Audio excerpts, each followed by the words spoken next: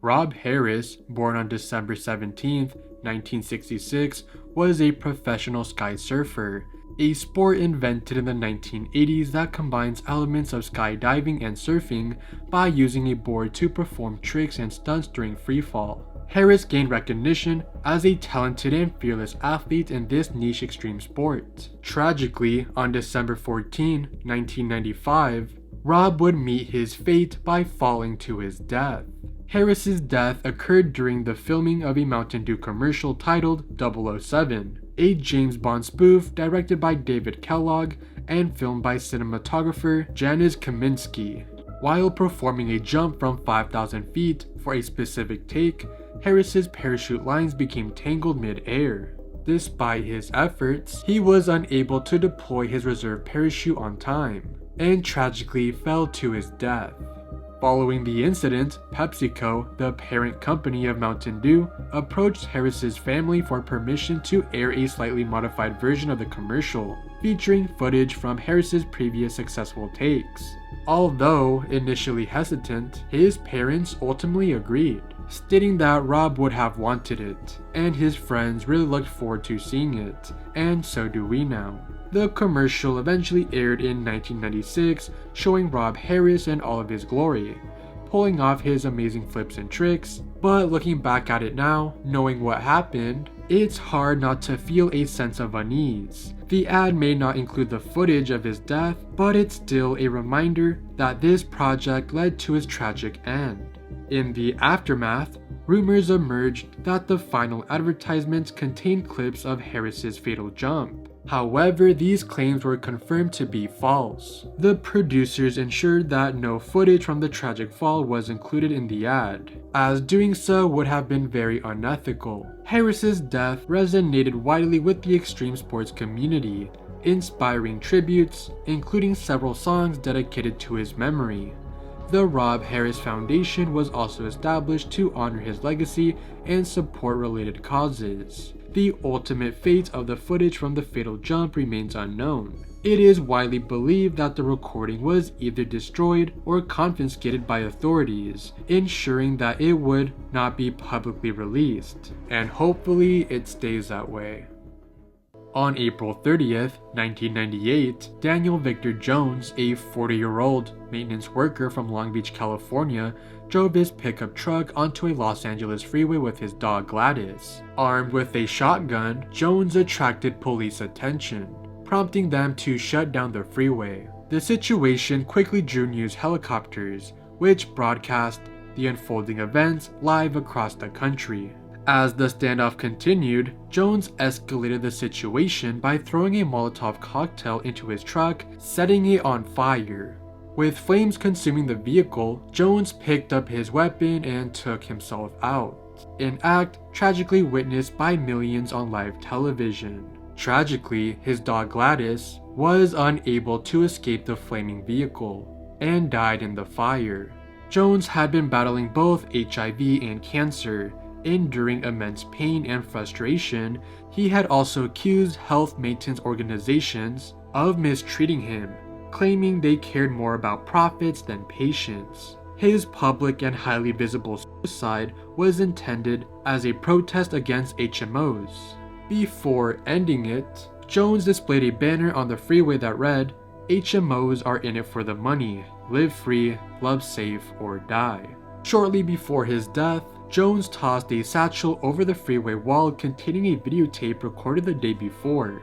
The tape served as a note, in which he explained his reasons and frustrations. Authorities recovered the tape and parts of it were shared in news reports following the incident. However, the full tape has never been released to the public, and its whereabouts remain unknown. And do you guys want to know the most messed up part about this? Is that this was considered breaking news, meaning that this interrupted kids' television programming. So a kid could have been watching his morning cartoons and boom, gore on his TV. That is actually insane. This video is sponsored by Aura. Think about the number of spam calls or texts you receive each day. Have you ever found yourself second guessing if these text messages were real or a scam? Trust me, I've been there. Just the last month, I was waiting for an important call, and I ended up answering every unknown number, only to be bombarded with spam. It's frustrating, disruptive, and low-key kinda scary. And that's where Aura comes in. Aura helps protect your personal data, making it harder for scammers to reach you. Their data broker opt-out feature works to remove your information from databases and people search sites that sell your info to identity thieves and spammers. If you've ever been a victim to identity theft, you know how overwhelming it can be. It's not just the financial impact, it's the stress, the uncertainty, and the time it takes to recover. Aura's identity theft protection helps you stay ahead of threats by monitoring your personal data across billions of data points, which includes the dark web. And if something does happen, every adult on your Aura account gets $1 million in identity theft insurance to cover eligible losses and fees, up to $5 million for a family. Aura doesn't just stop there. They also offer financial fraud protection to alert you if someone tries to open credit accounts in your name, a VPN that blocks phishing sites and keeps your connection secure whether you're at home or traveling, an antivirus to protect your devices from malware, and a password manager to securely store and manage your online credentials. Plus, all of this is backed up by 24/7 US-based support and the same security standards used by banks and the military.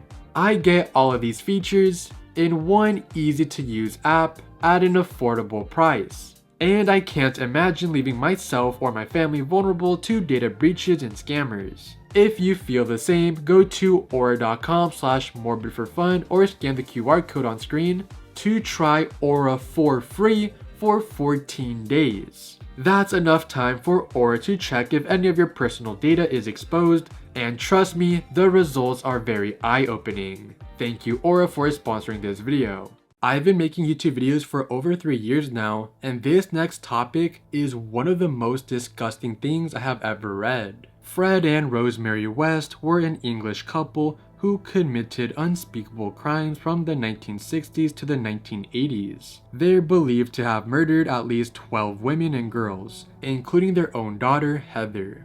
They were also notorious for the horrific abuse they inflicted on their children, physically, emotionally, and sexually. Fred's past was just as disturbing. Raised on a farm, he claimed to have begun his deviant behavior at the age of 12 after a twisted relationship with his mother. He even admitted to bullying his sisters and engaging in explicit behaviors with animals. His first known murder occurred in 1967, where he took out his pregnant girlfriend.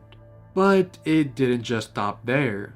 Fred and Rose's home, 25 Cromwell Street, became their personal house of horrors, where they lured and took the lives of young women. Rose's story was no better. Raised in a broken home and subjected to physical and sexual abuse, she carried the cycle of violence into her own relationships. She met Fred in 1969, and by 1972, they were living together and committing crimes. Their victims were often young women they lured in as lodgers, where they'd be tortured and murdered, and their bodies buried in the cellar.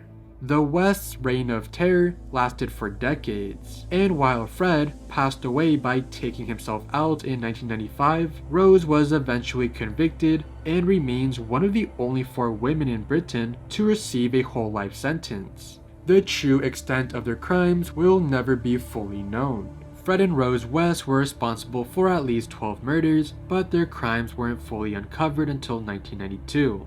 During an investigation, police discovered 99 homemade, intimate, spicy tapes, showing the disturbing extent of Fred and Rose's sexual obsession. Rose, known for her insatiable sex drive, engaged in numerous illicit encounters with both men and women, sometimes with Fred's consent. The couple even transformed part of their home into a brothel, advertising Rose's services. Some tapes depicted Fred secretly filming Rose's activities, while others showed bizarre acts like water sports. Fred was obsessed with filming these encounters, regularly watching the tapes, which included footage of Rose with clients, and sometimes even using hidden cameras. Bro was an actual cuck. The couple shared these recordings with others, even offering to show their pornography collection to their family and friends. In a twisted display of control, Fred designed the house to allow him to listen in on Rose's encounters and sometimes watch through spy holes. These disturbing tapes painted a picture of their sickening sexual and criminal practices, revealing a couple that thrived on abuse, control, and a disturbing disregard for humanity. When discussing Fred and Rose West tapes, several uncomfortable facts must be acknowledged. In 1982, Fred attempted to sell his homemade videos at a local video rental store. He boasted that his tapes were better than the erotica available for sale, claiming that some of them featured his daughters. He also made disturbing statements, suggesting that he could obtain snuff films, which involved actual torture and murder. The store rejected his offer and contacted the police, but no serious investigation was conducted at the time. Later, those who visited the West came into contact with their disturbing video collection. Catherine Halliday, one of Fred's former lovers, recalled watching some of these tapes. The footage featured graphic, explicit acts, often filmed in the West's bedroom. When Catherine asked for more normal tapes, Fred and Rose seemed surprised by the request. This fueled speculation that some tapes could have shown the couple torturing or even murdering their victims. While rumors circulated that snuff films were among the 99 tapes seized by police, many of these recordings were never properly investigated, and the collection was destroyed after Fred and Rose were acquitted of child abuse charges in 1992. Later investigations revealed photographs of the West's victims, some taken post-murder, and a mixtape was discovered containing footage of Rose essaying children as young as 5. This raised fears that the West's body count was much higher than originally thought, with children possibly among the additional victims. There were even reports that one of the tapes showed Fred essaying their daughter. Other rumors suggested that Rose filmed encounters with her own father, though this was never fully confirmed. The Lost Media Wiki does not classify these recordings as lost media due to their illegal nature. However, they have been widely discussed in various books, documentaries, and articles that examine the couple's crimes. Some of the tapes, particularly the legal ones, were likely destroyed by the police back in 1992. However, copies might still exist in private collections, given Fred's eagerness to share them. Further footage was recovered during a police search in 1994, and some tapes were sold as a part of a controversial deal made by the West family estate for a book, documentary, and film about the crimes. Gloucestershire police opposed the deal, citing copyright issues, but it was proceeded nonetheless. On February 2, 2017, Pennsylvania State University student Timothy Piazza was taking part in a hazing ritual with the Beta Theta Pi fraternity. For those who do not know what hazing is, it's the initiation to recruit for new frat members. The ritual, known as the Gauntlet, involved binge drinking, and Piazza consumed 18 drinks in less than 90 minutes. The combination of alcohol and medication he was taking left him severely intoxicated, and fell down a flight of stairs, fracturing his skull and rupturing his spleen. Despite his injuries, fraternity brothers did little to help, instead trying to cover up the incident, even erasing crucial surveillance footage.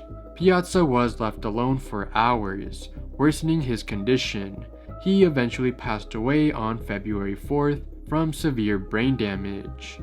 The case led to charges against 18 fraternity members, including involuntary manslaughter and tampering with evidence. Investigators uncovered key footage showing the fraternity's role in Piazza's death. Some of the most crucial evidence was erased, including a basement surveillance video that captured fraternity brothers handing Piazza drinks and showing his declining state. While the footage was initially deleted, investigators later recovered it, revealing damning details about the fraternity's involvement. A Snapchat video, filmed by another pledge, also surfaced showing Piazza in distress, but was deleted shortly after it was uploaded.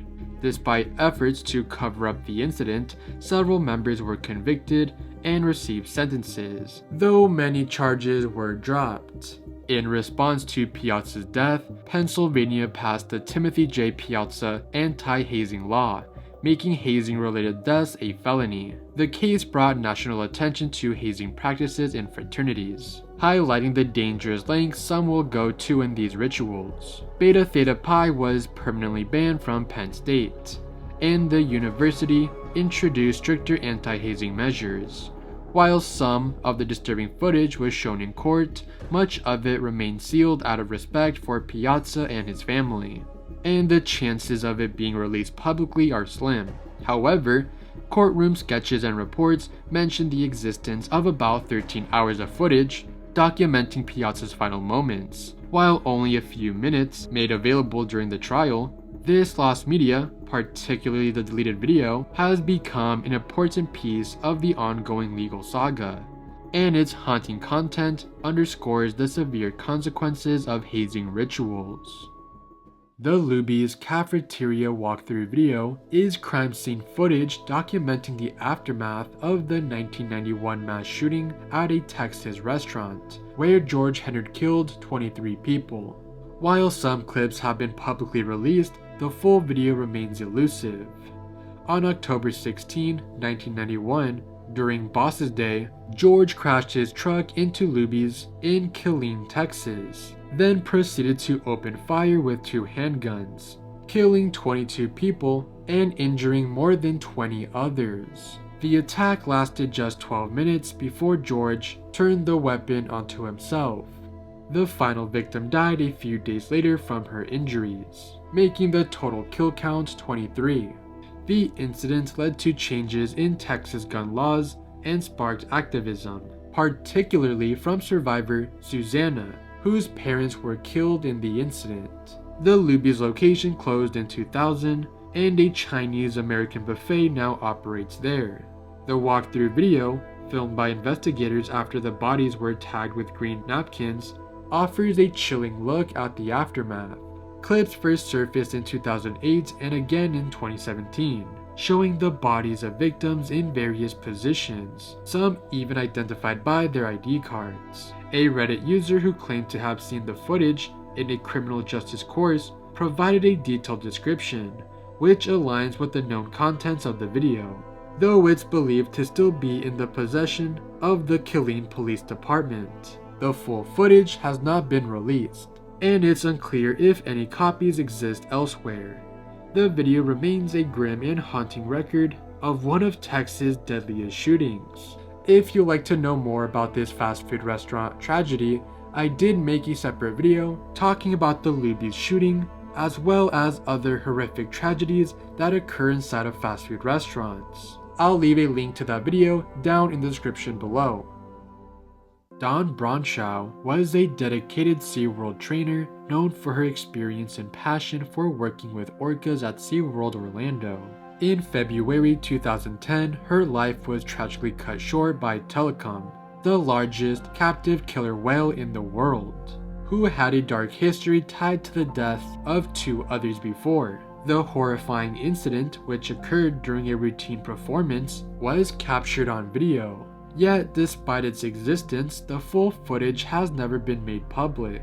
On that fatal day, Telecom attacked Dawn during a performance in front of an audience. While the two had worked together many times, something went horribly wrong.